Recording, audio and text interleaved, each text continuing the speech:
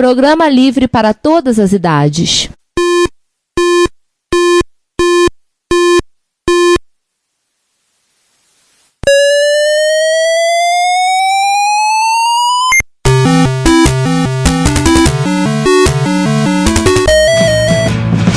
We bought it to help with your homework.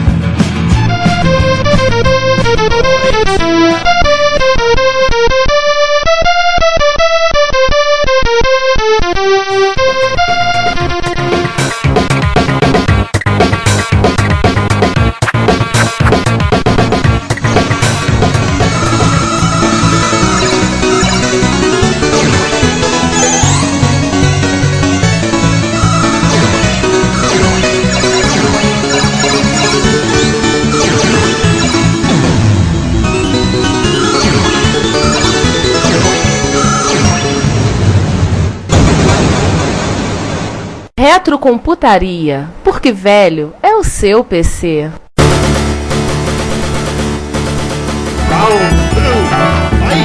Vamos finalmente falar dos lutadores? Vamos. Vamos começar pelo Expert? Exatamente. Naquele O mundo é do Expert, né?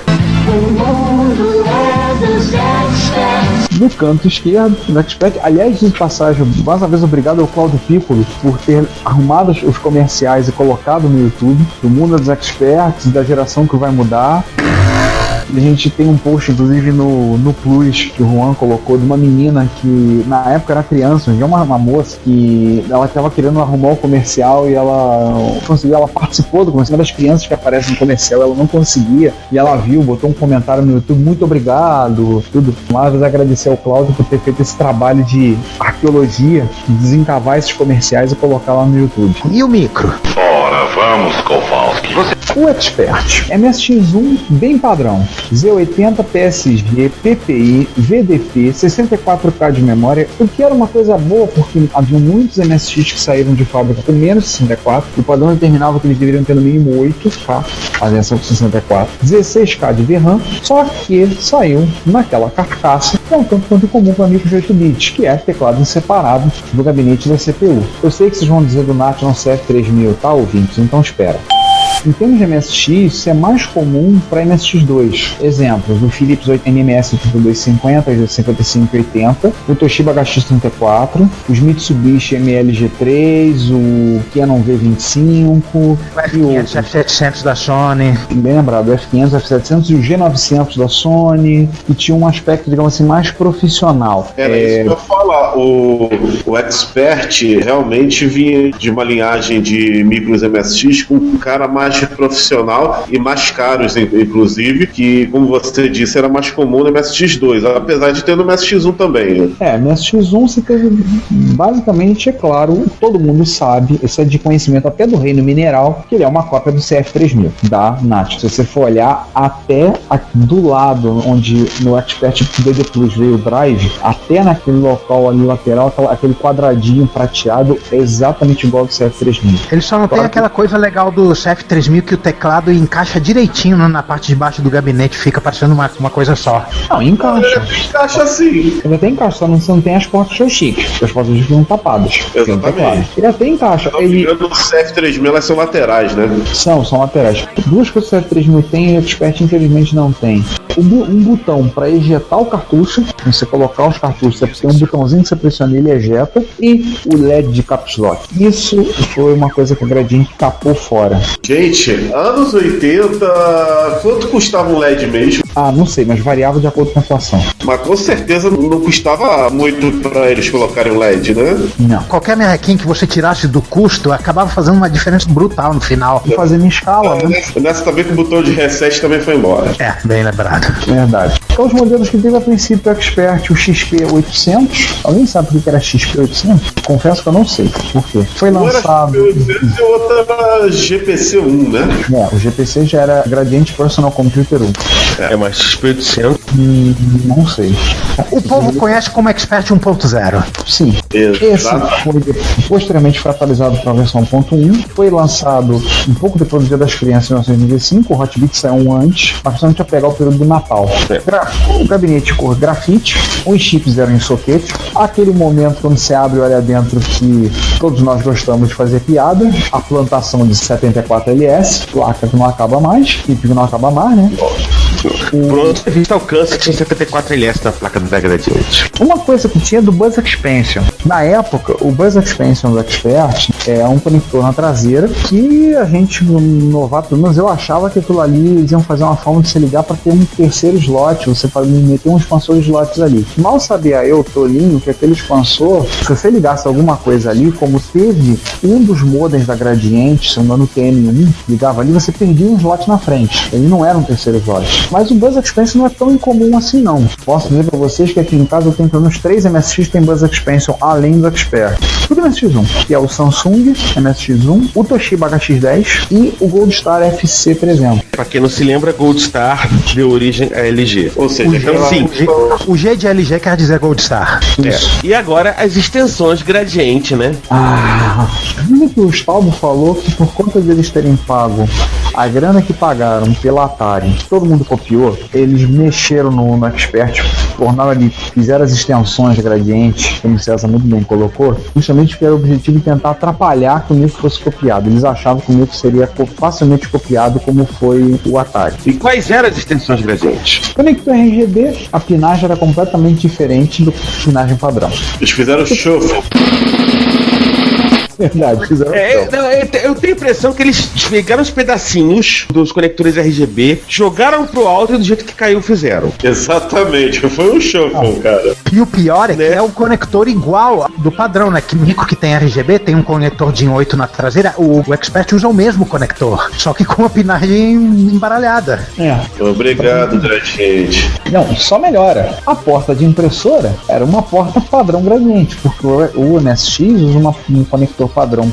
Lembra o conector Centronics? Só que pequenininho. Todo MSX tem isso, menos o Expert. Agora, uma dica. Esse, apesar do conector ser totalmente diferente, a pinagem está igual. Então, se você pegar um daqueles expansores de placa de PC com impressora, encaixa. Encaixa funciona, é verdade. Então, isso muita pouca gente sabia na época. Cá entre nós ia beneficiar muito os usuários do Expert. Só que um bando de gente não ia faturar horrores em cima de vender cabos de impressora que só funcionava com Expert. Pois é. Uma outra extensão, e essa é meio inevitável, era o conector de teclado, até porque foram muito poucos os MSX que utilizaram, e a gente comentou que o teclado era separado da CPU. A gente falou de MSX1, eu esqueci dos MSX da Pioneer. Todos os MSX1 da Pioneer, ela só teve MSX1, todos eram gabinete separado do teclado. E o conector é um conector diferente. Acho que a maioria dos MSX tem um conector separado, os conectores são diferentes. O Hitachi MBH50 e outros. Aliás, eu não lembro. Tem uma história diretamente relacionada ao Expert que a gente vai contar mais na frente. Esse conector do teclado do Expert, o DIN 13, é o mesmo conector usado no teclado do F500 e do F700 da Sony, MSX2, só que, pra variar, a pinagem é diferente. Esse DIN também era usado como conector para uma disqueteira. Quem pegou na época do início dos CDs, do CD player, do CD no carro, lembra que o pessoal usava de botar um case com 5 ou 10 CDs na mala do carro e o som no carro tinha um disc changer. Então você ia trocando pelo rádio do carro, você trocava o disco que estava em uso lá. E eu lembro que esse conector, na época, ficou difícil arrumar esse DIN 13, porque você estava usando o conector de disqueteira. De um modelo de disqueteira, que eu não lembro se era da Pioneer, eu acho. Outro que usa esse mesmo conector é o RGB do Atari ST. O DIN 13? O DIN 13. Bom, eu não lembro se de repente não era o mesmo conector do National CF3000 não, né? Não era o mesmo DIN 13 não. Enfim. Eu não conheço o National. Uma outra extensão, o famoso TA1. Aquela bendita caixinha. Aí tem uma coisa que a gente tem que lembrar, a maioria das televisões brasileiras da época, elas só tinham entrada para antena. RF. Elas não tinham RGB, só tinham RF. Não tinha RGB, não tinha vídeo compositor, era só antena. E, portanto, todo micro precisava sair, assim, todo fabricante lançava o seu modulador de RF. O Atari tinha aquela pininha com uma chavinha deslizante. Que é o clássico, né? Aqueles parafusinhos na traseira da TV. E a Gradiente, né, lançou o modulador dela, também porque não era todo mundo que tinha o monitor dela, vou falar depois do monitor dela, mas vocês plugavam na televisão e era um troço... Era uma extensão Gradiente. Era uma gambiarra. Que só resistiu ao Expert 1.0, né? No 1.1 isso já não foi mais necessário. E aí... Eles embutiram a TA1 no gabinete, né? Sim. E, além disso, tem a porta de cassete. Aí fica perguntando pro especialista em cocos. Juan, era igual? O conector é o mesmo, mas eu não sei a pinagem do Expert. Eu nem me preocupei em ver como é que é a porta de cassete do Expert. Até porque, sabendo que é Gradiente, provavelmente jogaram o shuffle pro alto e caiu, fizeram. Não tem como saber. Juan, aqueles cabos que eu te passei funcionaram no corpo? Ai, nem testei, cara. Desculpa. Estão em algum lugar aqui dentro. Estou começando a perder o controle sobre a organização das coisas aqui. Porque aqueles cabos são de Expert. Se não funcionarem, você vai ter que refazer as conexões. E amaldiçoar a Gradiente. Mas isso a gente já faz, né? Até tem algum de coco ali no meio, mas tem que estar um a um. O SP800 teve vida curtíssima. Por quê? Logo em sequência, a Gradiente lançou o GPC-1. O GPC-1 era basicamente o mesmo micro, só que compatibilizando a acentuação com Hot Beat. Vamos falar da acentuação depois, porque é uma história quase rocambolesca. E teve algumas mudanças, tipo o TA1 passou a ser incorporado dentro do micro, na fonte ele passou a ter 2 tomadas para você poder ligar outros equipamentos nele. Fonte? Ele passou na fonte. XP800 também tem fonte embutida. Na fonte eu sei que é embutida, tô usando 2 tomadas. E pra você ligar o monitor no próprio micro, que nem alguns PCs. Não, mas o XP800 também tem 2 tomadas. Também tem? Então... Meu Expert é 1.0. Ele passou a incorporar o TA1, então passou a ter uma saída monocromática, uma saída de vídeo composto. Ele passou a ter um conectorzinho para você, cabinho pra você poder alimentar diretamente o gravador cassete. Teve a acentuação e teve a necessidade de fazer uma adaptação. Foi feita na autorizada da Gradiente. Historicamente, embora não recebesse o nome, acho que a gente pode dizer que é o primeiro recall da indústria eletroeletrônica brasileira. E aí, agradeço de cara ao nosso amigo, nosso ouvinte Alexandre Morgado, que trabalhou numa assistência técnica da Gradiente na época, e eu perguntei algumas coisas, ele mandou algumas histórias muito interessantes da época. Então, segue o que o Alexandre nos falou. O kit de adaptação se resumia a troca da ROM e troca de algumas teclas no teclado e alguma coisa no painel traseiro. Era um saquinho com algumas teclas para serem substituídas e uma ROM gravada. Não era chamado de recall, não pelo menos no posto que ele trabalhava. Nunca ouvimos falar que a Gradiente estava chamando o cliente para efetuar a modificação. Bem, eu levei o meu Expert 1.0 num posto próximo aqui à minha casa. Obviamente eu com meu avô, né? Avô nessas horas serve para essas coisas, né? Para ser o cúmplice dos netos. Então a gente levou o nosso Expert, que a gente tinha, era meio do meu irmão, a gente levou lá na assistência técnica da Gradiente, que era aqui mais ou menos aqui perto, para fazer a troca. Foi anunciado, foi falado que ia ter. Eu lembro que o Expert 1.0, o teclado, ele tinha uma tecla com 4 símbolos de acento, e isso foi alterado. Eu lembro que o meu foi levado lá. A gente, no Expert não deu defeito, porque o que eles faziam era, conforme chegavam para manutenção, dentro e fora do período da garantia, eles já faziam a modificação sem custo para o cliente, faziam a alteração. O meu não teve defeito, mas a gente levou lá para fazer a troca. Ou seja, no cliente trazia o aparelho para algum conserto, já levava transformado para 1.1. Era bem rápido, abria o aparelho, retirava a ROM soquetada, colocava a nova ROM e fechava. Daí trocava as teclas e no falha mudava algumas teclas de posição. Tinha algumas que trocavam. No lugar, por exemplo, da barra e da interrogação, tinha essa tecla que eu falei que tinha 4 símbolos, 4 acentos. Tinha tilt, tinha crase, tinha acento. Ó. Acho que o MSX holandês também é assim, tem 4 teclas de acento na mesma tecla. Me dá 30 segundos que eu te digo isso, te confirmo isso.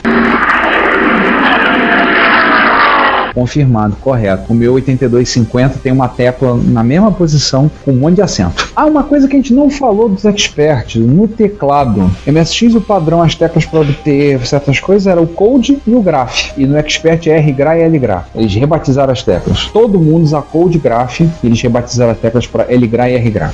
Por quê? Nunca sabe. E além de, assim, passam os 2 primeiros experts, e aí nós temos isso aí do 85, tá? Tanto o GPC-1 como o XP800. Só que eu acho que o GPC-1 já era 86, não era? Acho que É 85, 86. É 86, verdade. É, início de 86. E em 89 a Gradiente lança a linha Plus, né? Ó, A famosa linha Plus, a infame linha Plus. Crucificada e destruída e detonada por todos os MSXeiros da época. Todo mundo reclamava dele, né? e por Mas, isso enfim. também chama de onda.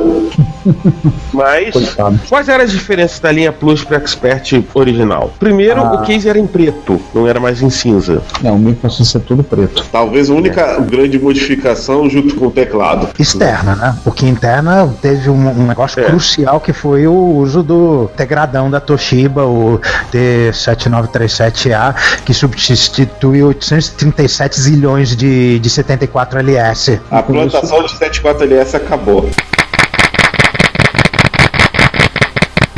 O próprio processador foi pra dentro, né? Isso. Mas lá Porque dentro, o chipão, na verdade, era um MSX ou na chip. É. Desculpa a utilização do termo. é o MSX Engine, né? E tem alguns MSX que usam Engine. Eu me lembro de cara do Toshiba HX51 e tem outros que usam esse Engine. Não foi só o Expert Plus e o DD Plus que teve, não.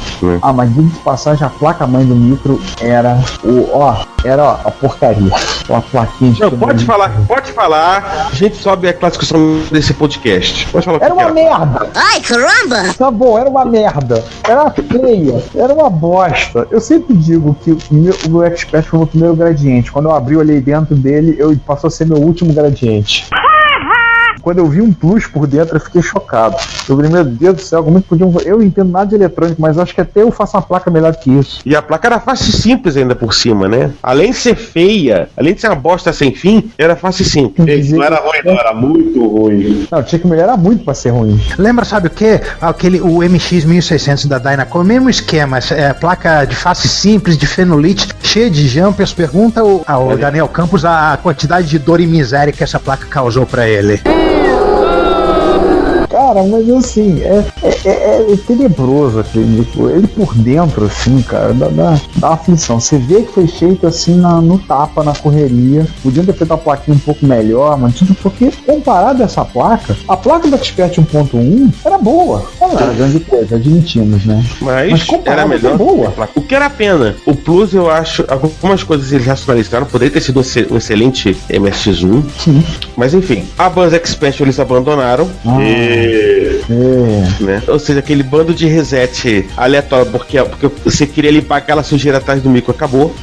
E o DD Plus, não o Plus, tinha esse nome porque tinha um drive de 3,5 embutido. Detalhe curioso que eu lembro do que saiu numa revista CPU, se não me engano, na CPU número 15, o acionador de drives era o mesmo usado pela IBM nos infames PS2, o computador, não o teclado. Nem no videogame, tá? A pessoa nova que acha que PS2 é videogame.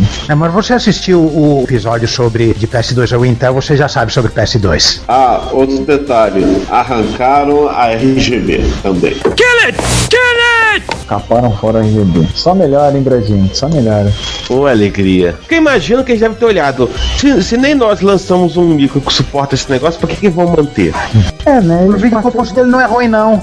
A imagem dele no vídeo composto é melhor que o Hotbit. Controvérsias, hein? Mas o problema é que nem a Gradiente lançou um monitor que suportasse aquela pinagem maluca deles. Pois é, o monitor monocromático deles não usa essa pinagem. É verdade. Vamos falar de monitor lá na frente, porque tem uma longa história envolvendo coisas da Gradiente que ela prometeu e não cumpriu. O que importa é, em 91, a Gradiente encerrou a produção do Expert. E curiosamente, no site da Gradiente, na linha do tempo, o Expert não é citado. Ele cita o bendito do meu primeiro Gradiente, cita um monte de coisa, mas não cita o Expert. E olha que eles venderam pra caramba esse micro. Ah, mais um detalhe. O Expert teve um probleminha no teclado, que no Plus e no DD Plus foi corrigido. As teclas já não sumiam mais nos seus dedos. Elas já não são decalcadas nos seus dedos, né? Exatamente. Esse negócio de não aparecer na linha do tempo da Gradiente, não sei, mas eu desconfio, eu sinto cheiro de problemas de propriedade intelectual. Tipo assim, se a Gradiente declarar que fabricou o Expert, alguém vai processar ela por alguma coisa. Olha, o que eu soube na conversa que eu tive com o diretor de marketing da Sharp na época, o seu Milton Escorza. Da Gradiente, né? Não, da Sharp. Tá. Ele me falou que eles tiveram problemas de licenciamento pro MSX. Ele falou assim, olha, eu não sei quanto a Gradiente, mas a gente tentou fazer o licenciamento, mas a gente não conseguia falar com aquele japonês maluco, o Nishi, porque ele fugia, falava, a gente não conseguia acertar essa questão do licenciamento. Eu não sei se a Gradiente não fala do Expert, não cita o Expert na sua linha do tempo, com medo de algum processo ainda a essa altura do campeonato, ou ser desleixo mesmo. Eu fico mais com a segunda opção, eu acho que é desleixo da parte deles. Em todo caso, nós podemos afirmar que os MSX fabricados no Brasil são clones, já que eles não são licenciados. Eu não sei como é que ficou essa questão do licenciamento. Ele falou que a Sharp se empenhou para licenciar, fazer tudo bonitinho e eles não conseguiram. O problema lá, eu não sei se chegaram a conseguir fazer. E por falar em Sharp... Falando da Sharp, vamos sair da Gradiente, vamos para Sharp, né? Ou melhor, para a Epicon? Epicon. Isso que era o curioso. A Sharp japonesa não participou do consórcio MSX em nenhum momento e ela produziu os micros que ela produzia eram concorrentes. Foi o Sharp MZ, posteriormente o X68000. X1 né? também. O X1, bem lembrado. O X1, que é entre o MZ e o X68000, né? E aliás, o X1 que é o real concorrente do MSX no Japão. Foi, né? Então assim, o que a Sharp fez? O que o McLean resolveu fazer? Bem, vamos abrir uma nova empresa, não vamos associá-la diretamente à nossa, mas vamos vender o micro por lá. E aí abriu uma empresa chamada Epicon. Hoje em dia existe uma empresa chamada Epicon, uma integradora de PC, umas máquinas horrorosas, de passagem. Tive que lidar com essas porcarias no trabalho. E essa empresa Epicon, eles fizeram dessa forma e destacaram, né? Mas a gente sabia que vinha da mão da Sharp. O micro ganhou o nome de Hotbit por causa também do Hitbit da Sony. Aproveitaram a ideia era o nome de HB8000, HB do Hotbit, 8000 eu sei lá por que esse número. Uma das coisas bacanas que eu acho do Hotbit é que assim, ele tem um design próprio. O Expert é uma cópia com espírito descarrada do CF3000 da National. Isso aí é óbvio, mas o Hotbit ele tem um design próprio. Você vê inspiração em outros micros, por exemplo, aqueles direcionais deles, aqueles direcionais que tem o tamanho de um palmo aberto. Gigante. Eu não lembro de ter visto algum MSX que tenha tido isso. Alguns da Sony tiveram um layout parecido, mas não daquele tamanho. Exatamente. Uma coisa que eu acho legal do Hotbit é a identidade própria dele. Exato. E engraçado que ele era um design próprio, seguindo mais fielmente o padrão, porque os MSX1 lançados de todo mundo eram mais comum naquele esquema de teclado.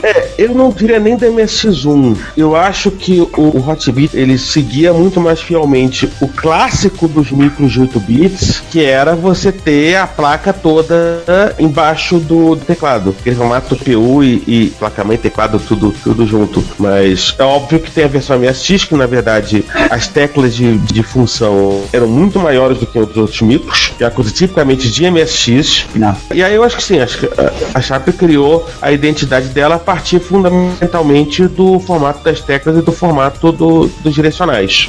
E as incompatibilidades malucas, algumas incompatibilidades malucas que existiam no Expert não existiam no Hotbit. Por exemplo, o conector de cassete era padrão. O Hotbit de impressora também. O Hotbit tinha algumas coisas mexidas na BIOS, né? Algumas coisas estavam um pouco diferentes. Mas não para de ser na frente de BIOS. Sim. Posteriormente, segundo me foi falado pelo Sr. Milton, que eu já citei, a Sharp japonesa bateu na porta e ameaçou dar dor de cabeça para eles com a questão do licenciamento da marca por conta do Hotbit. Então, isso já entra numa questão um tanto quanto controversa, porque o Sr. Milton falou isso para mim, a gente perguntou a ele falou que teve esse momento, mas assim, é uma questão que a gente vai discutir agora, né? Que alguns disseram que a gente acha que talvez isso é uma disputa pouco factível, visto por causa do tamanho do mercado. Alguns... Daqui a pouco se ferrando pro mercado brasileiro, né? Não sei, mas também, ao mesmo tempo, na época sim, mas talvez... Eu não sei.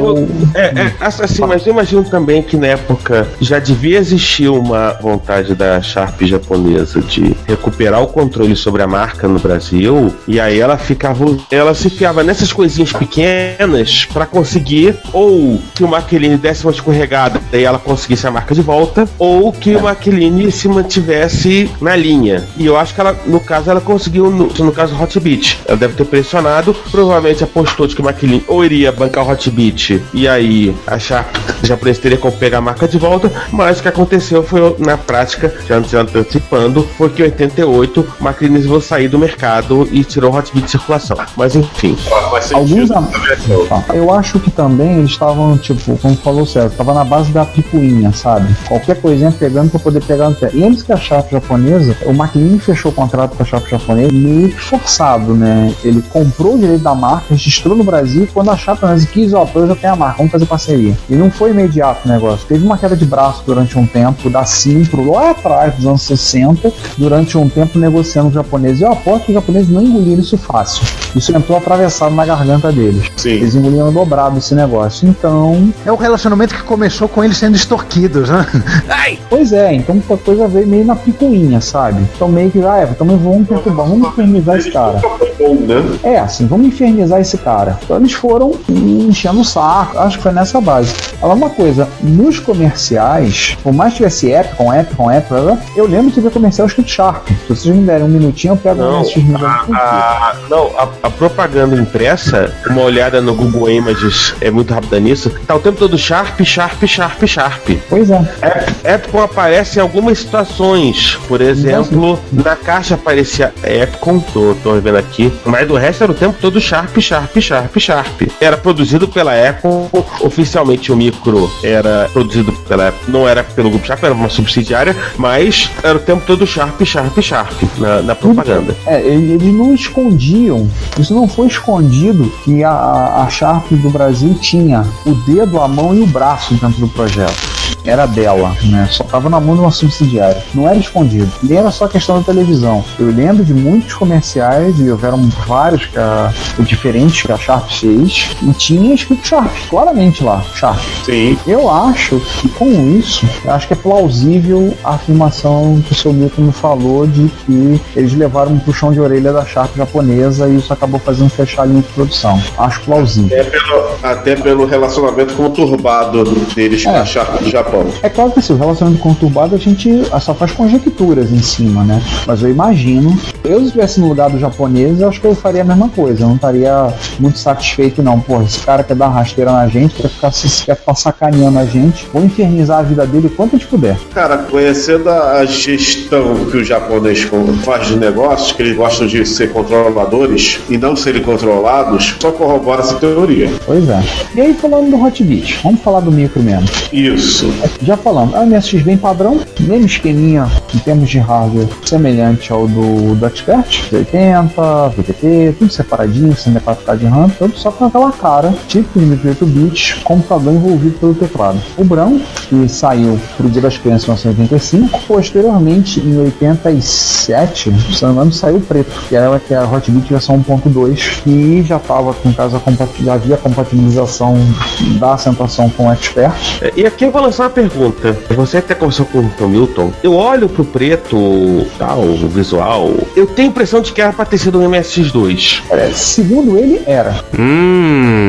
Ele te perguntou, nessa conversa que a gente foi, contar um pouquinho a história. Ele tá morando, não sei se namora lá, mas o seu Milton Scorza mora em Santo André, e eu tive presente com mais dois amigos nossos, Rafael Rives, que é ator na PC World e tudo, um cara que trabalha na área, um jornalista na área de TI, cara com bastante experiência no assunto, para fazer entrevista, um amigo nosso em comum, o Spy. E lá fomos nós três para conversar com o seu Milton. Liguei o gravador, conversando, e uma das coisas que o Rives perguntou foi isso. Eu lembro da primeira frase que ele falou: o Hotbit é muito querido pelo pessoal que usa até hoje, porque é muito raro um Hotbit dar defeito. É muito difícil um Hotbit dar defeito, o equipamento é muito bem feito. Assim, aí o seu Milton deu um sorriso: muito obrigado. Que bom que eu tive um equipamento bom, vocês gostam dele? Gostamos, tudo. Aí falou: o preto, a gente abre, tem as marcações no plástico para, acho que é um para RGB, viu? Era a intenção fazer MSX2? Aí era. A gente ia fazer MSX2 e usar o mesmo micro, mesma carcaça, o preto era para ser um MSX2. Só que, devido às situações da época, acontecimentos, fatos que aconteceram, não aconteceu. Não virou, não saiu o MSX2. E aliás, você lembrou uma coisa, uma das falhas do Hotbit, que não chega a ser uma falha no geral, é só o fato de características, já que tem muito MSX por aí que não tem, é que ele não tinha uma RGB. Pois é, se você abrir, olhar a placa do preto e olhar por dentro da carcaça, tem a marcação para colocar RGB. Eles iam colocar RGB no micro. Mas para MSX1 a regra é não ter RGB. Tem meia dúzia de MSX1 que tem RGB. O do Sony, o HB75 tem. Eu acho que poucos outros. Eu acho que o Yamaha tem, eu só tenho que pegar o Yamaha pra ver. O Alanya, o X670, que é um Wave 2, né, da Sunny, também tem. Ah, é, ele tem. Eu acho que só eu teria que dar uma olhada, pegar eles pra ver. Infelizmente, o Hotbit parou a produção no final de 88, acredito então por conta disso, com pressão da Sharp japonesa. Aí eles encerraram a produção dele, o que é uma pena, porque o micro, apesar de que eu não tenho, até hoje não tenho um Hotbit, é um micro bacana. Terei no futuro. Mas cara, aquele negócio, como diz o nosso amigo Daniel Campos, eu tô indo só atrás dos chefes de fase. O Hotbit é o café com leite, velho. O Hotbit é fácil conseguir. Depois, quando calhou, eu tô tentando arrumar um Hotbit barato. Eu quero arrumar um Hotbit comprado na feira. Assim, não. Esse vira o chefe de fase. É o Hotbit barato comprado na feira. Até porque você não se chama André Tavares, né? Eu perdi anos atrás um Hotbit na caixa por R$30 na feira da Praça 15. Eu só não fechei porque eu tinha R$10 na carteira. Eu não comprei aquele Hotbit. Então, senhores, vamos pro round 3? Sim.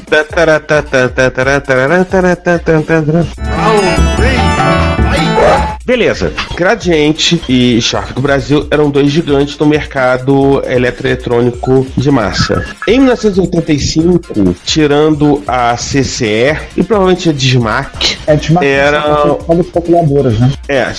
A CCE antes de alguma coisa, com o famoso MC1000. Não, e a CCE na realidade já era uma marca de segunda linha, se você comparasse com o Gradiente com Sharp. Mas verdade. A CCE lançou o famoso MC1000, do qual falaremos um dia. As piadas com a CCE já não são de hoje. Conserta, estraga. O cliente comprou errado. Conjunto comprei estragado. Comecei comprando errado. Gente, vamos guardar essas piadas pro episódio do MC1000? Vamos. Pois é.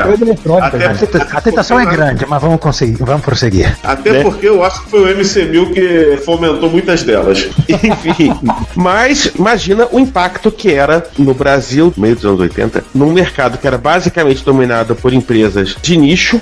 Era mercado de nicho, que era um mercado de computadores pessoais, por empresas grandes, mas grandes para o mercado que era de nicho, como era o caso da Microdigital e da Prológica, etc e tal. E de repente chega a Gradiente e chega a Sharp com uma Avalanche. E a Avalanche, entenda-se, nos anos 80, isso aí pro pessoal que não se lembra, é sempre importante lembrar disso, a força da televisão nos anos 80, como o lugar onde as pessoas viam as novidades que apareciam nas propagandas, era uma coisa incomensuravelmente maior do que é hoje em dia. Tipo, o broadcast, televisão, era uma coisa muito mais forte. Tipo, as pessoas, era na prática uma das poucas grandes, assim, era o entretenimento das pessoas num mundo em que não tinha videocassete, assim, videocassete era raro, em que não tínhamos entretenimento em rede, como na internet e tal, era muito forte. E a Gradiente e a Sharp conseguiam merchandising em novelas da Globo, conseguiam entrar na novela das 7, das 8, das 9, que à época as pessoas assistiam. Olha,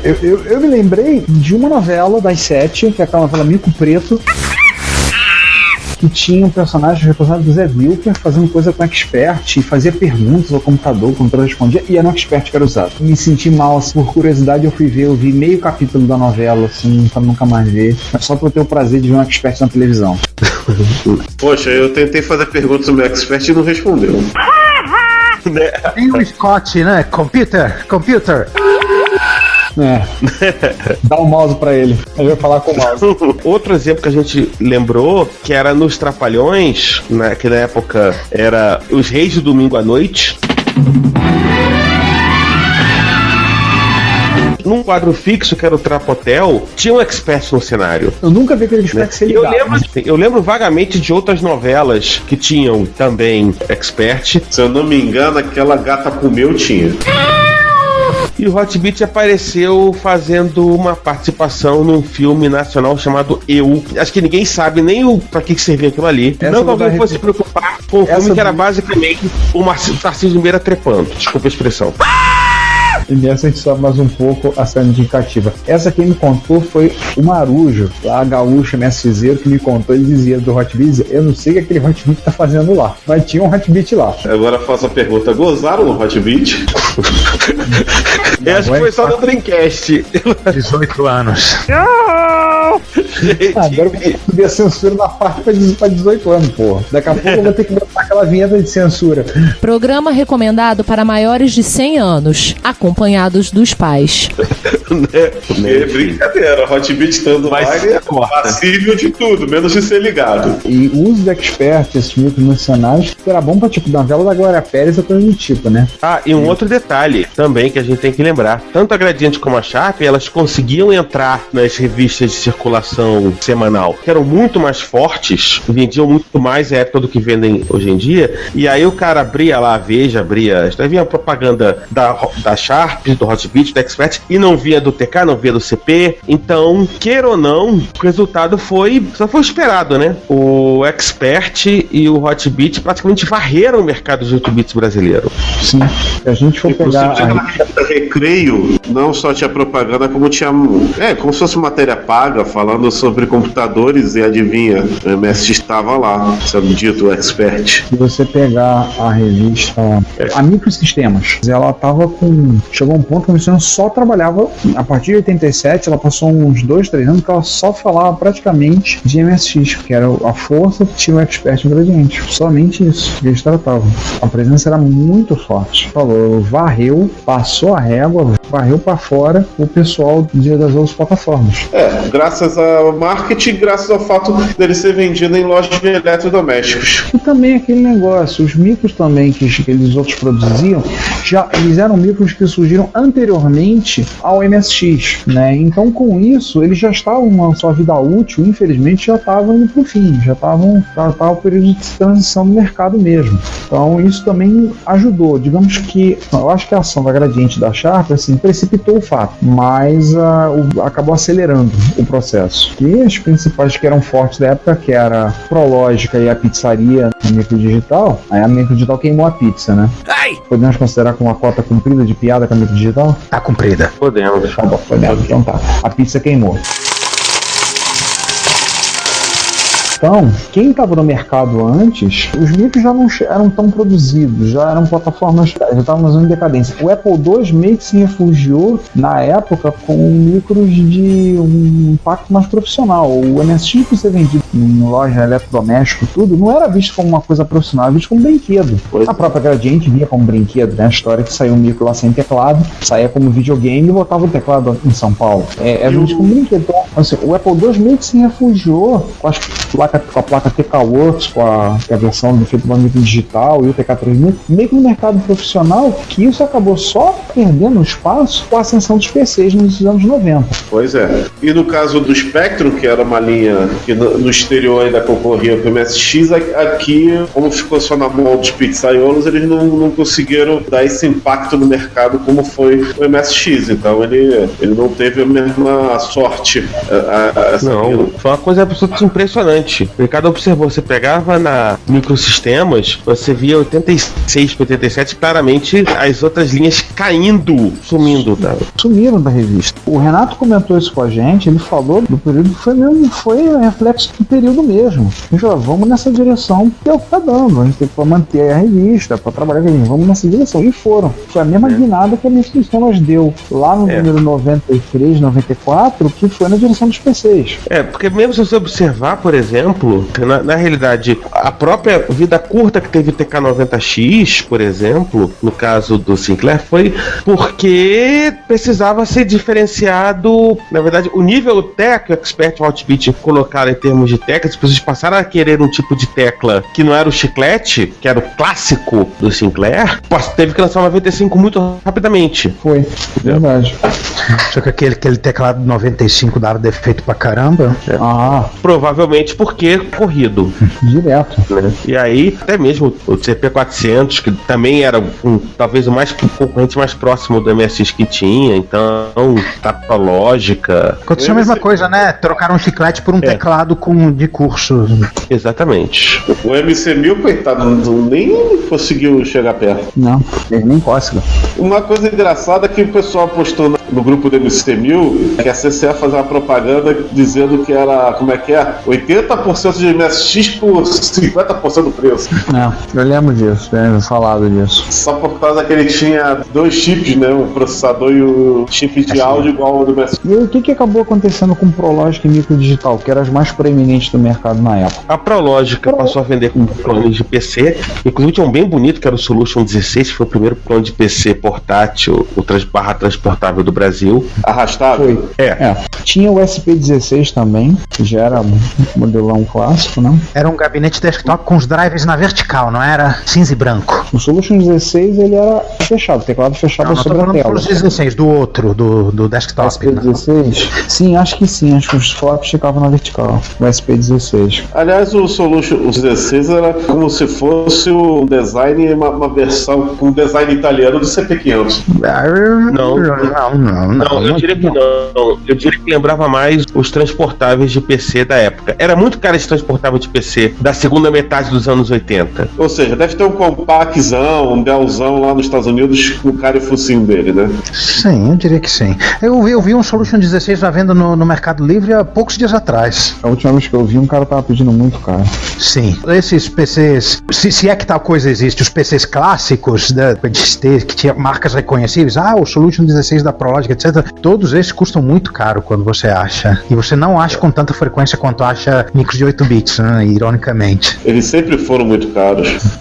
Continua, né? A última notícia que tivemos da Prologic foi em 1992, depois tomou Doril e não sabemos o que aconteceu com ela. Tem duas empresas aí usando a marca e o logotipo da Prologic para fins totalmente diferentes. Inclusive, eu botei até um artigo no Plus há uns meses atrás de uma empresa de treinamento de informática no Rio Grande do Sul. Eu lembro.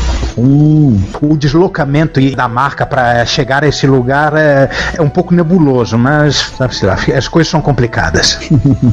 Já a Microdigital aumentou seu foco nas pizzas de mussarela e calabresa. Aumentou seu foco nos TK3000. Ela fez o TK3000 2E, que era o único clone de Apple IIe feito no Brasil, e posteriormente a versão completa. Não é o único, não. O Spectrum Edge também e o Exato 2E. Tem certeza? Pelo que eu sabia, só. Bem, isso aí a gente vai ter que saber com o pessoal especialista em Apple II. Provavelmente algum especialista em Apple II deve estar depois nessa parte do episódio, ele está botando um comentário aí embaixo explicando isso. Não tinha algum especialista. Então pedimos, caso você entenda mais do assunto do que a gente, que é bem provável, você comenta aí embaixo. Tá passando as letrinhas aí embaixo. Embaixo delas você escreve. Eram bem menos do que o Apple II Plus, mas existiam. Eu me lembro de cabeça do Exato 2E, por incrível que pareça, o CCF fez um clone do Apple IIe e do Spectrum Edge 2E, ou seja lá qual o nome que é, mas é o Spectrum. Sim, o nome da empresa é Spectrum, Spectrum era um clone de Apple com um form factor de PC, né, desktop.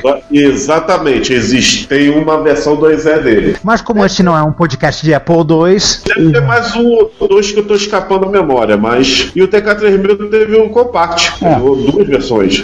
Isso aí eu recomendo a gente dar uma voltada lá no episódio 26, onde nós falamos... Mas ele era o mais famoso e o melhor, segundo todo mundo gostava. Se você tiver curiosidade, recomendo que, se você não ouviu, episódio 26, que a gente falou sobre Apple II com um especialista no assunto, o Ricardo Banff. Então, quando ela desistiu... falou de clones do 2E e o Ricardo não tá lembrando. Quando a Microdigital desistiu do Apple II, foi pro clone de PC, não teve sucesso. Lá no final tentou vender um teclado chinês, teclado musical, e o CNPJ ainda está ativo. Hoje em dia é usado como uma empresa, uma revenda de instrumentos musicais. E a pizza? Queimou. Pizza de música. Olha aí. Pizza com música ao vivo, pronto. Será só imaginação?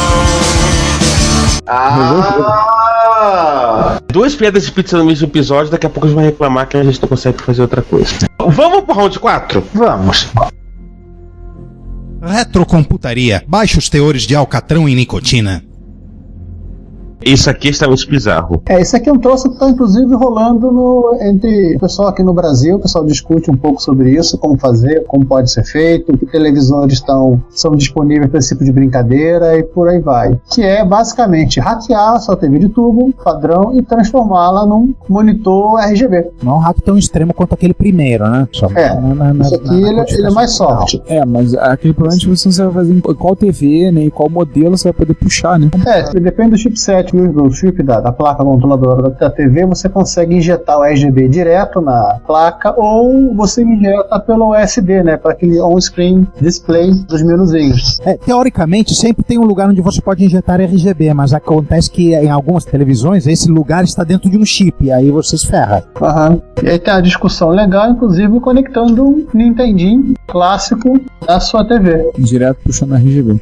Transforma literalmente sua TV no monitor RGB. Fim da história. Que legal. De tubo, né? E no link que o cara postou, o link tá a partir do Hackaday, onde ele comenta o projeto, tem as fotos muito bacanas de todo o trabalho interno que ele fez. Ele pôs um conector VGA na televisão. E só por lembrar essa questão de, já que estamos vendo um monitor de tubo, um abraço pro Alfredo, né? Sou do Henrique. Grande colecionador. Que é o maior colecionador de tubo que eu conheço. O André Tavares do CRTs. Meu Deus! Peraí. Óbvio que também ajudou o fato de que ele tinha uma TV de tubo de 32 polegadas, que é um monstro. 32, eu tive uma de 29 aqui em casa, bicha, é grande. Cara. 32 não é maior ainda. Minha 29, quando eu retirei ela da parede, eu descobri que ela tinha empurrado com força magnética partículas de poeira na parede, então tinha uma mancha preta na parte de trás. Cara, isso é uma 32 Toshiba. Como é o modelo que E assim, eu tinha? E é uma coisa impressionante, porque como o CRT é 4x3, não é 16x9, é muito maior do que parece. Assim, parece, aliás, parece muito maior do que realmente é. Tipo, hoje você não consegue comprar uma televisão nova com menos de 32 polegadas de LCD, mas realmente parece que as de CRT 29, 30, isso não tem maiores. E algumas, inclusive, que elas ficam só pedestal, né? Na parte de largura, na parte de profundidade, com certeza elas são maiores. Lá na escola nós colocamos 9 portas grado na parede, nós tínhamos que varar a parede, usar uns parafusos que deviam ter uns 20, 25 centímetros e prender a TV. Até o suporte passou no ISO 150. No ISO 150, cara, foram 2 pendurados no suporte para ver se ele aguentava. Aí pendurou, o suporte aguentou e não entortou. A gente falou, então dá uma botar a TV em cima. E usamos essa TV de CRT durante muito tempo, até recentemente, quando a escola decidiu botar uma TV de LCD de TV no laboratório. Quando ela misteriosamente caiu na cabeça de um aluno muito chato. Não, ela não caiu na cabeça do aluno, mas a gente poderia dizer que realmente TV faz mal à saúde, né? Que beleza! Gente, que delícia.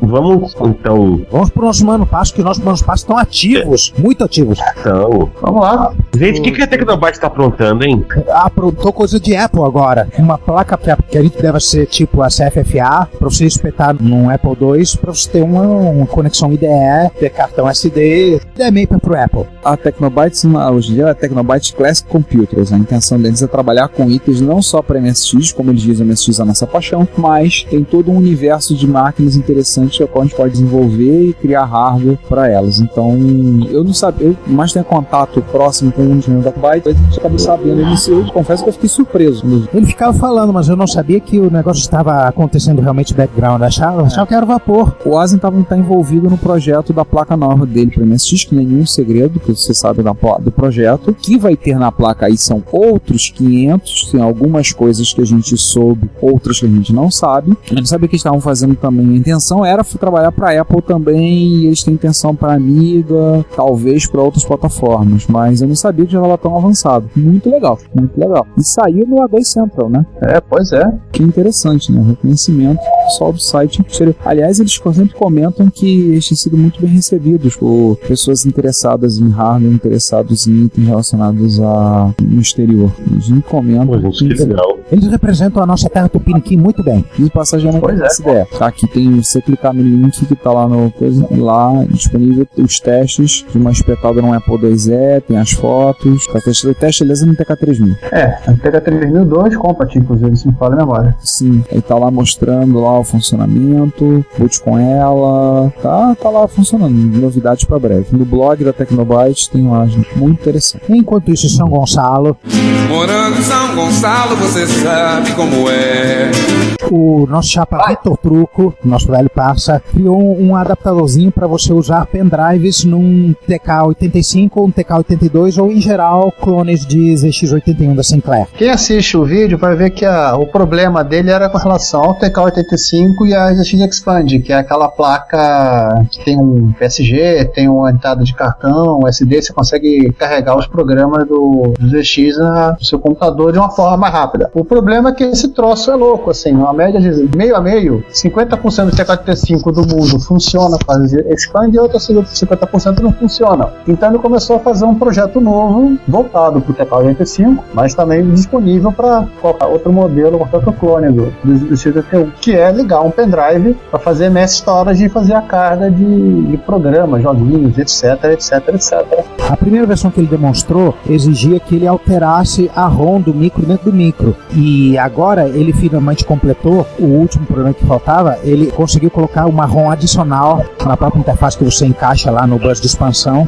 E agora ficou realmente um produto completo funcionando 100%. É que na versão protótipo era mais fácil para ele ter a ROM gravada, mexer direto na ROM, né, do que ter que cagar, do que ainda fazer o circuito de bank switch, ou seja lá o que ele está fazendo, para trocar a ROM na hora. Isso foi o jogo de simples do truco. No jogo de duplas, ele e Belavenuto, mais uma vez coisas sinclarescas. Projeto Blue, né? Que agora mudou de nome, virou TB Blue. TB Blue. TB Blue. Ah, e por falar em nome, o pendrive loader não se chama mais pendrive loader, ele se chama Blue Drive, é o nome oficial. O ZX Spectrum implementado em FPGA, uma caixinha completo, compatível com todos os modelos de Spectrum que já existiram desde o 16K até o mais 3. E ele foi apresentado no encontro do Clube do TK, aconteceu agora no final de setembro. Tá aí o vídeo, o Belavenuto mostrando ele funcionando. Esse é um projeto antigo até do truco e do pessoal, né? De refazer a placa-mãe do TK90X. Nós gravamos com o truco em 2012 e ele comentou o projeto.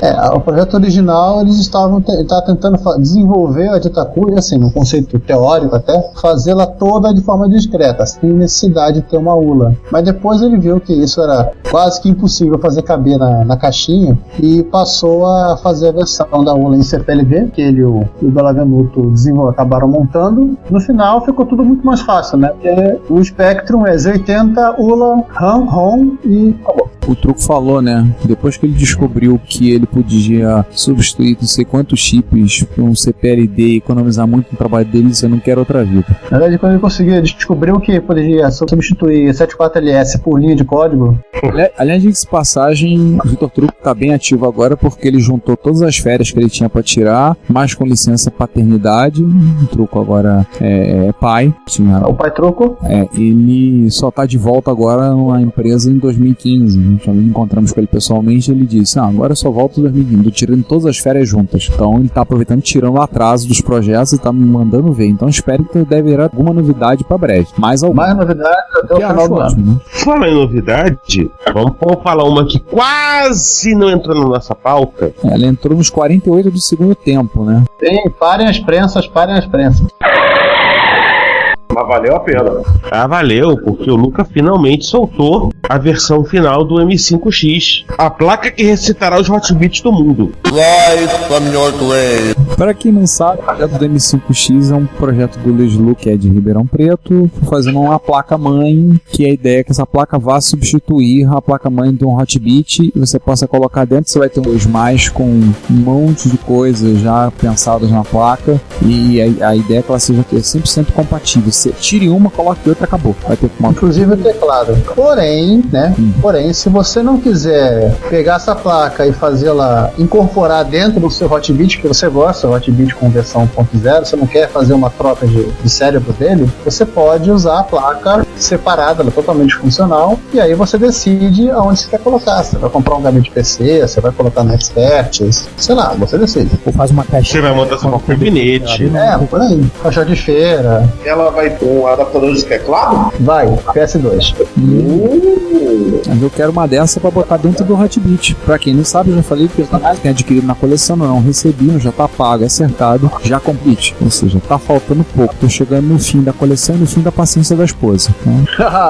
Eu quero e essa placa confirma uma coisa peculiar que eu descobri no Hotbit recentemente, postei até no grupo lá do Facebook, que o Hotbit tem uma pequena fudebagem. As saídas de controle deles são invertidas em relação aos outros MSX. Se você reparar, ele faz o layout estilo Hotbit. Sim. Como assim? O joystick A é o do lado esquerdo, o joystick B é do lado direito? Na verdade é o contrário. Tá ao contrário. No Hotbit é o contrário. E o Hotbit é o contrário. A placa é dupla face, então tem algumas coisas que estarão na parte de trás. Na parte de baixo da placa, vai ter VGA, S-Vídeo, vai ter saída para áudio, vai ter vídeo composto. 256K de RAM, né? O 512K de RAM. 1 MB de RAM. 512 de mapa e 512 de mega RAM, acho que não é isso? Ah, tá dando aqui 1 MB de MAPE. Eu acho que aqui também, 1 MB de MAPE. Então, assim, muito interessante. Visto que eu estou providenciando mais um item para a coleção, providenciando um Hotbit, eu tenho que falar com o Luca, bota na fila. Você tá usando turbo, então é uns 80 acima de 4 MHz. Né? Provavelmente. É o kit 7, né? Provavelmente. Só quero saber se esse turbo aqui vai ser ligado pro chave. Vou ter que tem o botão de chavinha aqui, ó. Vou ter que botar um corte lá pra botar a chavinha pra poder ativar o turbo. E o reset, teremos lá poder ligar o botãozinho de reset. Ou então alguém quiser instalar um segundo botão de reset no seu Hotbit, né? Sim, botões de reset nunca são demais. Exatamente. Inclusive é legal você ter um botão de reset que possa fazer um reset do reset. Enfim, estamos viajando. Vamos terminar com o top 5 dos últimos 26 dias? Isso. Vamos lá. Vamos começar com uma nota triste, que é do Douglas A. Smith. Isso. Que pra quem não conhece, é o programador que criou o videogame Lode Runner, um jogo clássico que apareceu primeiro em Apple II, teve uma versão bastante popular do MSX e foi portado para várias outras plataformas, para PC, MS-DOS e muitas outras que eu não lembro. Cara, tem Lode Runner. O sujeito que matou a produtividade no mundo durante um bom tempo. Cara, tem Lode Runner pra tudo que é plataforma que eu já ouvi falar. Tem. Acho que eu perdi mais tempo de criando níveis malucos de Lode Runner do que propriamente jogando. É porque Lode Runner é a principal coisa que no atrativo do pessoal foi a ideia de você poder criar níveis pra ele, né? Trazer um editor de níveis. Isso faz uma diferença muito. Conta a lenda que ele pegou a garotada da rua dele e passou pra garotada fazer nível de Lode Runner. Cara, só pra vocês terem noção, a lista de versões: Amstrad, Apple II, Arcade, Atari 8-bits, Atari ST, BBC Micro, Commodore 64, DOS, FM7, J2ME, ou seja, celular, Macintosh, MSX, Nintendinho, PC 6001. Tá vendo, João? Já tem alguma coisa pra rodar naquela máquina. PC 88, PC 98, PC Booter. PC Booter é o PC pra jogo. É um disco de boot que você colocava no seu XT, ligava e ele carregava o jogo automaticamente. E não acabou, gente. Sharp X1, SG-1000, VIC-20, pro Wii, Windows Phone, WonderSwan e ZX Spectrum. Tá bom, o que mais? E versões mais novas, remake já pra Xbox, PlayStation, por aí. Cara, assim, assustador. O jogo conhecidíssimo, o autor nem tanto. Mas é um cara que tava nativo até hoje. Tava trabalhando no desenvolvimento, tava nativo, é uma pena. Sim, nossa nota triste o falecimento. A gente não teve ver detalhes sobre o motivo, mas tá em outra história. Fato, nós temos só o comunicado da empresa para qual ele trabalhava. Então, para Tozai Games, ele faleceu jovem, 54 anos, nota triste, o falecimento do Douglas A. Smith. Aí um comentário que vai lembrar do comentário do Jaime, dizendo que alguns tinham ventilado Kings Valley do MSX, tinha alguma relação com o Lode Runner. De alguma forma, assim, tem uma certa relação. Você imagina uma certa relação, assim, visto até o Kings Valley 2 dentro de fase. Mas alguns falavam que ele realmente tem influência, assim. Alguns disseram que a Konami pagou licença, pagou royalty, outros dizem que não, foi só inspiração, nós não sabemos. Não pagou licença nenhuma. Tomou volta. Não, mas o Kings Valley não... Ele é original o suficiente, ele pegou vários só influência, não pode ser, não é considerado plágio. Ele tem coisas dele, muitas. Tem coisas muito piores de similaridade que também não receberam processo. Então, o Kings Valley dos males é muito menor. Ele tem sua própria cara. Sim. Afinal das contas, se apertar F1 no Kings Valley 2 e o explorador começar a pagar, vai pro chão pagar 10, é engraçadíssimo. Vamos pro segundo, então? Essa picaretagem japonesa aí? Não. De baixo pra cima, porque os pinos dos 80 parecem fora de ordem. Então não. Não, já começamos falando do Douglas. Mas tudo bem, sem galho.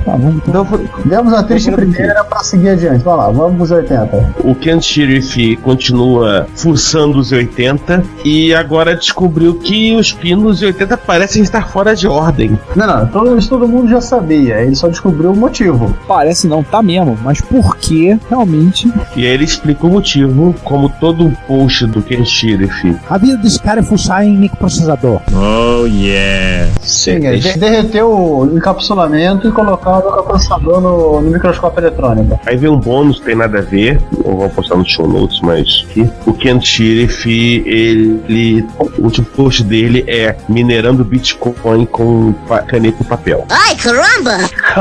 Nossa. Não tentem isso em casa. Isso aqui encheu isso, né? Seguro. Daí vamos pra próxima? Próxima notícia, vamos falar da produção mais recente de jogos nacional, do Flappy Bird. E nada melhor que deixar o autor falar. Fala aí, autor. Vamos lá, autor. Cadê o autor? Eu mesmo, seu. Então,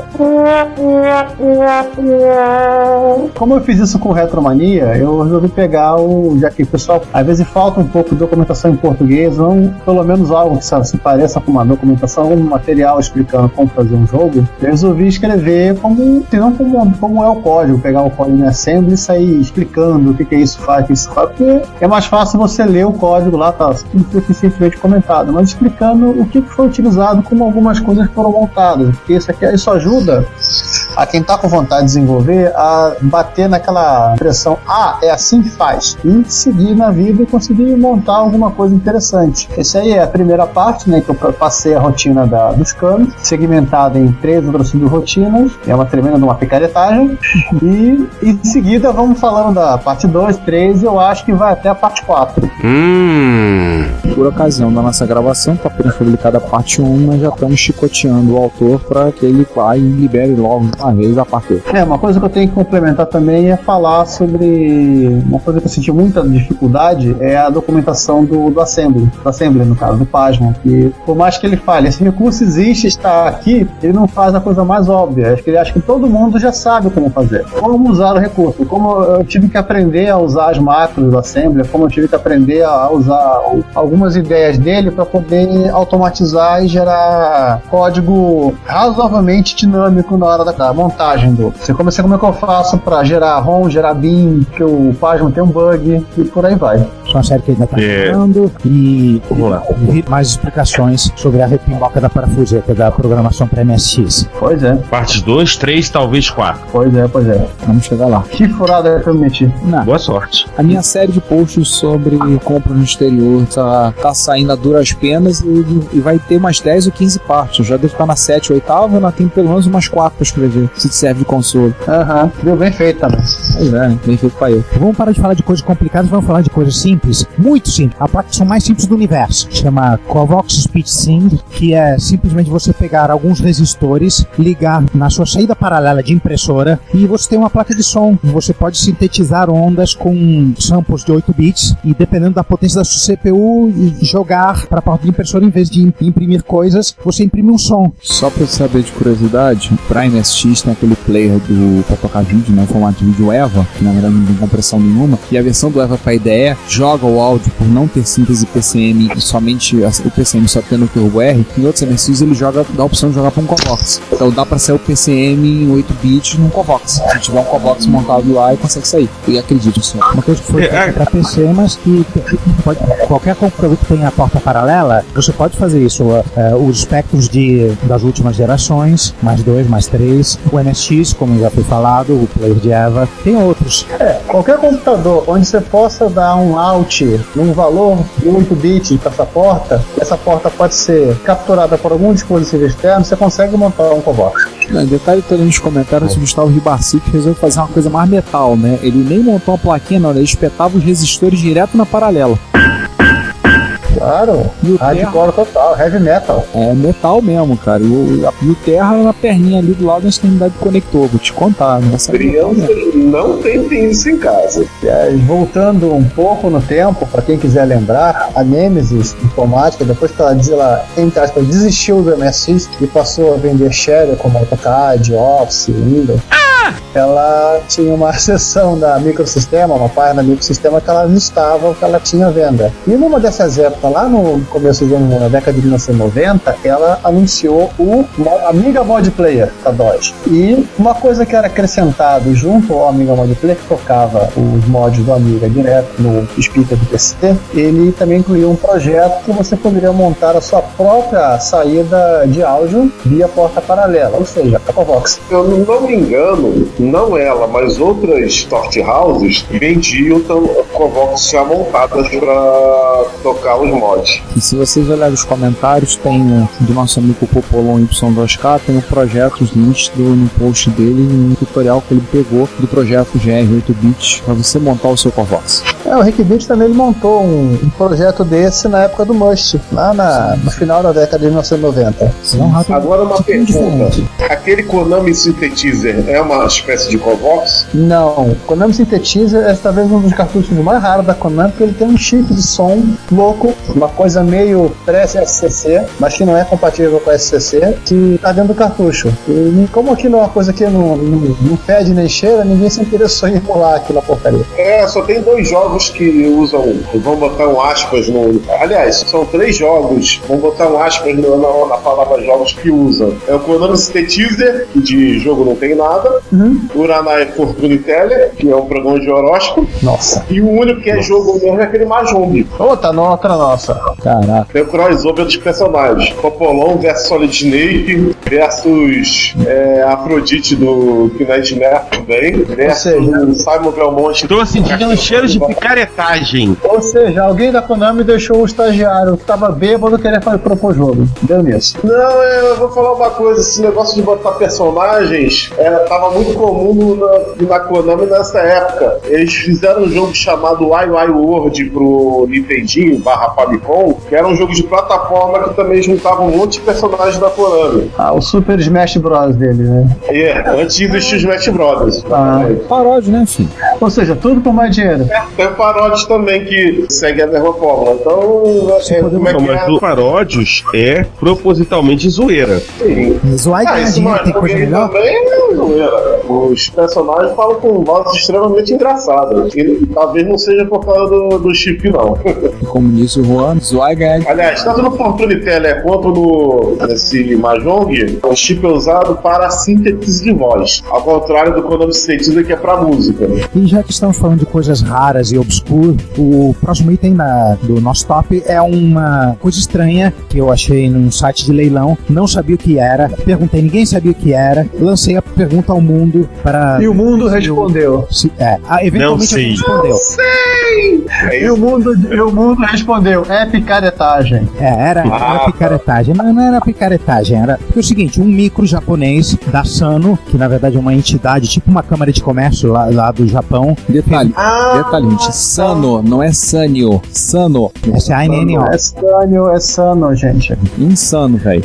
Aliás, o logo ser parecido é a mera coincidência. Eles são 100% desconhecidos no mundo da MSX, que esse projeto de informatização das escolas no Japão, eles usaram 2 modelos de MSX, um da Sanyo, dessa vez com Y mesmo, e outro da Casio. E eram esses os únicos 2 envolvimentos dessa organização com micros 8 bits que a gente conhecia. Aí apareceu esse outro, que eu não fazia a menor ideia do que era. Posso fazer uma piada idiota? Fala. O MSX aqui da Casio que eles usavam chamado de cano, né? Piada puta, cara. Engraçado, eles não terem usado os micros da Yamaha, porque na Rússia foram usados os micros da Yamaha para colégio. A Yamaha tá calo, muito calo. Mas depende do contrato, né? Provavelmente antes desse MSX, eles usaram um micro que não é MSX, usaram um Sword M5. Essa máquina é um Sword M5, então? Essa máquina é um Sword M5. Usaram quase MSX, né? Mal comparando, Juan, essa máquina estaria pro Sword o que estaria o Acorn pro BBC Micro? Só que o Acorn Atom, ele é um pouco diferente do BBC Micro. O BBC Micro é uma evolução, né? Isso aí tudo indica que é o mesmo micro, licenciado. O cartucho é absolutamente igual, tem um chanfre igual ao de cartucho de Sword M5. É um micro muito raro, eu não tenho ele, não conheço ninguém por perto que tenha, ele também não é muito falado a respeito, por isso que fiquei muito tempo coçando a cabeça sem saber o que era. Nós não falamos sobre essa máquina. Só falamos rapidamente do Sword M5 quando a gente citou o leste europeu. E falamos rapidamente sobre o Sword M5 quando falamos dos micros orientais. A gente nunca sentou o bumbumzinho na cadeira para estudar sobre esse cara e falar mais sobre ele. Isso, né? Vai nossas promessas que não acabam nunca. Eu vou abrir até um colchete aqui no parênteses agora, Hoje em dia, a gente poderia fazer um apêndice do episódio dos micros japoneses, porque muita coisa de lá pra cá foi descoberta. Foi só esse episódio? Acho que a maioria dos episódios do Retrocomputaria, principalmente os dossiês, começou a vir mais informação, dá pra fazer um reloaded. Assim, muitos deles. Assim, a gente já falou lá no início, no princípio do podcast, falamos sobre micros produzidos na América do Norte, falamos sobre japoneses, falamos sobre europeus, voltamos a ter alguns dossiês em específico. Acho que em breve a gente vai voltar a pegar a coisa mais focada. Há pouco tempo me perguntaram se era possível fazer um episódio sobre os franceses, Matralice, os Tom. Eu falei, possível é. É uma ideia pra gente pensar. Obviamente não será pra 2014, mas é uma proposta interessante. A gente pode pensar em voltar a falar de certas máquinas, voltar a falar de certas arquiteturas, voltar a falar de Japão, de arquiteturas pouco conhecidas. E aí quando voltar a falar de Japão, não vou falar dessas coisas carne de vaca, tipo FMK, X1000, MSX, não. Vamos falar de bizarrice. A gente já falou de algumas bizarrices do Japão no episódio recente, quando a gente citou, por exemplo, o Panafacon e outras coisas extremas. A gente pode pensar em voltar, assim, né? O próprio episódio de processadores bizarros, apareceram outros processadores bizarros. A ideia a gente pode voltar, sim. A gente tem a vontade de retornar. Aliás, a gente tem planos para 2015. A gente sempre tem planos. Temos algumas ideias para 2015, vamos ver se a gente consegue amadurecer. A gente tem planos e promessas. A gente cumpre as promessas. O problema é que a taxa de cumprimento por período de tempo é menor do que a taxa de criação de novas promessas por período de tempo. Mas a gente ouve sugestões. Se vocês tiverem sugestões. Mas calma, nós temos um plano. Somos que nem os Cilones, nós temos um plano. Mas se você tiver, você for nosso ouvinte, tiver uma sugestão de pauta, ideia, alguma coisa que a gente possa falar, agradecemos as sugestões. Só não prometemos que vamos falar rápido. Nós também temos as nossas ideias, mas agradecemos muito as sugestões que vocês puderem nos dar. E falando dos nossos ouvintes, né, vai o nosso, como nosso fechando assim, isso, nosso muito obrigado. Nosso agradecimento, porque no período, nós vamos falando, o Retrocomputaria Plus ultrapassou as 100 mil visualizações.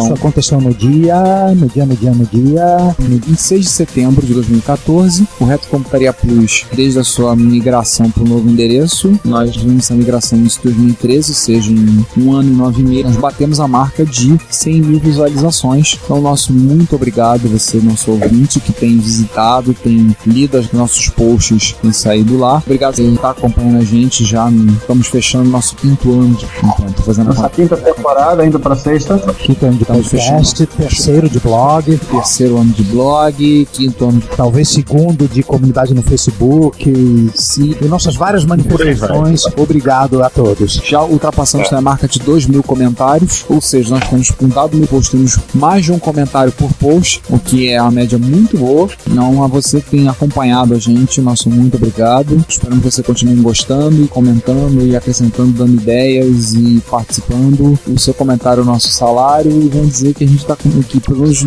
talvez no porque a gente não tem tanto comentário, no Plus a gente está tirando trocado para pagar o dia a dia. Isso aí, galera. A gente se vê daqui a 15 dias e vocês vão continuar ouvindo a porrada entre Hotbit Expert.